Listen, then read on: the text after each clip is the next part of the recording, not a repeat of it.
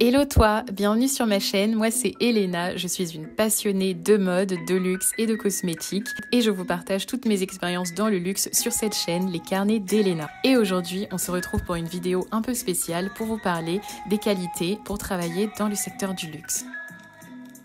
Hey guys, bienvenue sur ma chaîne, je suis hyper heureuse de vous retrouver pour cette toute nouvelle vidéo où nous allons parler du profil idéal pour travailler dans le secteur du luxe. C'est vrai que maintenant depuis plusieurs mois sur ma chaîne Les Carnets d'Elena, je vous raconte vraiment mon expérience autour du luxe, je vous partage aussi des petits conseils par rapport aux entretiens d'embauche et je vous raconte aussi comment se passent mes différentes expériences dans le groupe LVMH. En effet, j'ai travaillé pour différentes maisons dans le secteur du luxe, donc des maisons telles que Louis Vuitton, Bulgari, Moet & Cie, Chaumet, mais j'ai aussi eu l'honneur de pouvoir travailler par exemple pour la maison Cartier. Alors dans cette vidéo un peu spéciale, on va parler du profil idéal pour travailler dans le secteur du luxe. Tu as peut-être envie de travailler dans le secteur du luxe, tu t'es peut-être aussi demandé par la même occasion quelles sont les qualités attendues et les compétences nécessaires pour rejoindre ce milieu, et c'est parfait car ça va être le but de cette vidéo où je vais essayer de te donner des conseils et de t'expliquer finalement qu'est-ce qu'on attend de toi si jamais tu veux travailler dans le secteur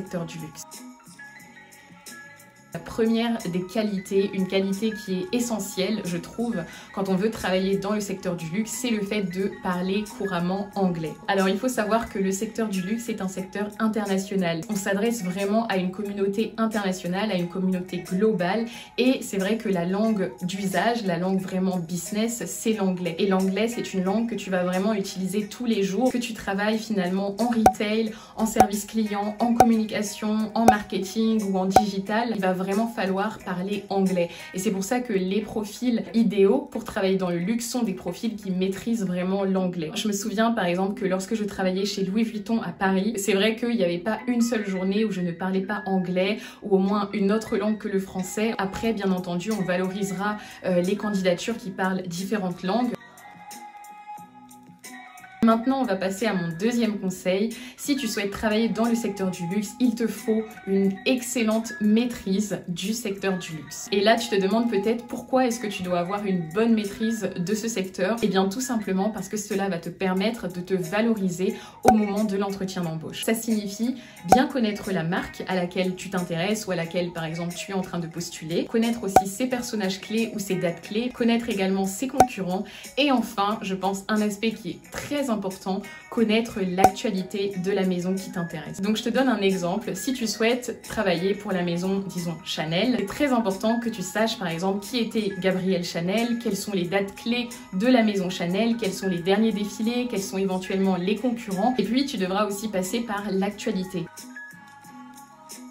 Donc maintenant, on va passer à un autre conseil qui, je trouve, est très important et que j'ai pu moi-même améliorer au fur et à mesure de mes différentes expériences dans le luxe. C'est le fait d'avoir une bonne capacité d'adaptation. Et cette qualité est d'autant plus valorisée dans des maisons et des groupes de luxe tels que LVMH, Kering ou encore Hermès et Chanel. Alors qu'est-ce que j'entends par le fait d'avoir une bonne capacité d'adaptation? Ça implique plusieurs choses. Alors la première chose, c'est le fait de pouvoir s'intégrer rapidement et facilement à une équipe. La deuxième chose, c'est le fait de pouvoir bien s'intégrer à l'environnement de travail. Par exemple, en regardant la façon de faire de vos collègues, je pense que c'est un conseil clé, et c'est aussi souvent quelque chose qui décourage les personnes à travailler en fait dans le secteur du luxe parce qu'elles se disent que l'environnement sera beaucoup trop dur. Donc mon conseil, c'est vraiment d'observer et d'apprendre.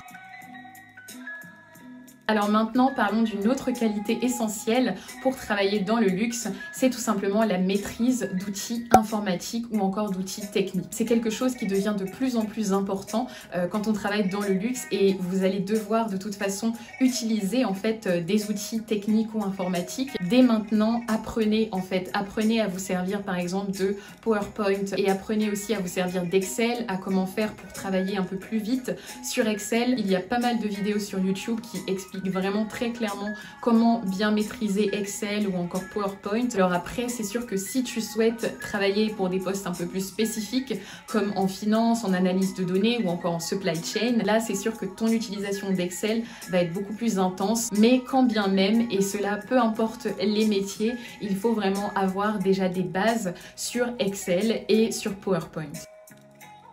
Une autre compétence dont je veux vous parler, c'est la curiosité. Le monde du luxe est un univers qui est en constante évolution, qui est en perpétuel mouvement en fait. Il y a toujours des innovations, il y a toujours des nouveaux lancements et le profil idéal, c'est vraiment une personne qui s'intéresse à tout ce qui se passe dans le secteur du luxe. D'abord, on a l'actualité, c'est évident de regarder ce qui s'est passé auprès des maisons de luxe dans les 6 derniers mois. Ensuite, on a les produits, c'est très important de regarder quels ont été les nouveaux lancements. Je me souviens par exemple que quand j'avais passé mon entretien au sein de la maison Hermès à Paris, les jours précédant cet entretien d'embauche, en fait, j'avais vraiment travaillé sur les nouveaux lancements de la maison Hermès. Je m'étais vraiment renseignée. Et puis un troisième aspect, et c'est celui que j'adore, c'est vraiment autour des expositions ou de toutes les activités culturelles qui existent autour d'une maison qui vous intéresse en particulier ou du secteur du luxe de façon générale. L'exposition dont je me souviens et que j'avais adoré par exemple, c'était une exposition sur Van Cleef & Arpels. Donc c'est vraiment mon conseil, sortez, n'hésitez surtout pas à aller faire des expositions, à voir ce que font les fondations des maisons.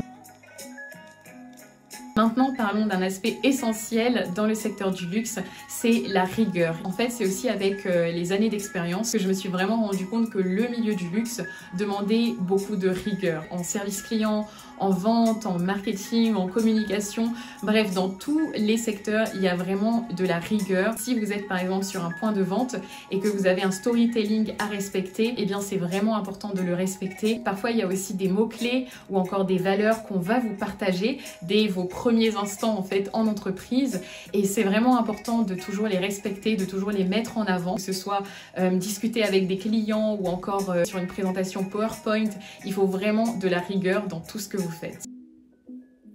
Et enfin, on va passer au dernier conseil qui lui englobe un peu tous les autres conseils, c'est au niveau du savoir-être. Travailler pour une maison de luxe, c'est être ambassadeur de cette maison. C'est aussi avoir une attitude professionnelle en toutes circonstances, mais c'est aussi avoir un certain savoir-être, c'est-à-dire dans la façon de vous exprimer, dans la façon de représenter votre maison, par exemple sur un point de vente ou encore face à des clients ou des partenaires commerciaux. Et comme je le disais à un moment donné dans cette vidéo, le savoir-être, c'est quelque chose que vous allez peut-être devoir constamment apprendre, mais pour autant ne soyez pas découragés de travailler dans le secteur du luxe. Moi, c'est vrai que pendant de nombreuses années en fait, j'ai pensé que ce secteur n'était pas fait pour moi.